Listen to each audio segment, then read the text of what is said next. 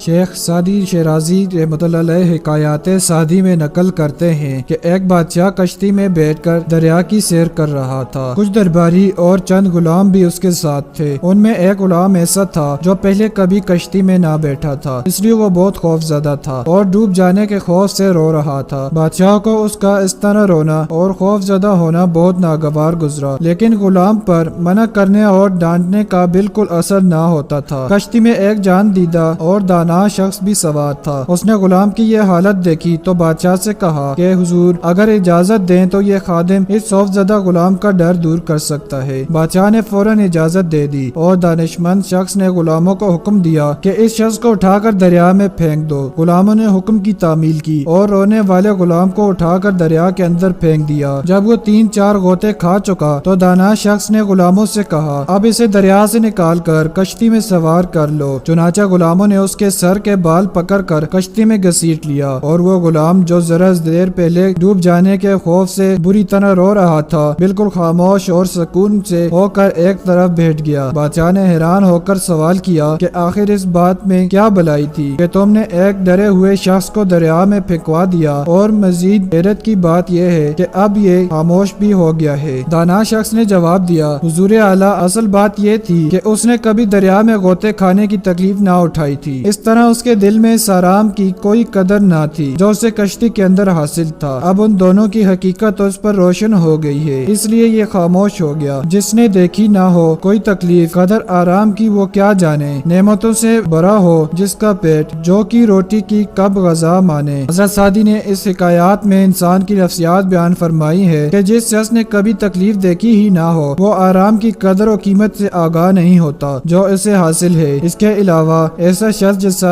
شخص جسارت اور قوت برداشت سے بھی محروم ہوتا ہے۔ مسرت اور کامیاب زندگی وہی شخص گزار سکتا ہے جو رنج و راحت دونوں سے بخوبی آگاہ ہو۔ اس لیے چھوٹی چھوٹی نعمتوں کی قدر کرو اور ان پر اللہ کا شکر ادا کرتے رہو۔ پیارے دوستو، یہ ایک شارٹ سی سٹوری تھی۔ اگر آپ کو پسند آئی ہے تو لائک ضرور کر دیں، اور اگر آپ میرے اس YouTube چینل پر نئے ہیں تو چینل کو سبسکرائب ضرور کر دیں۔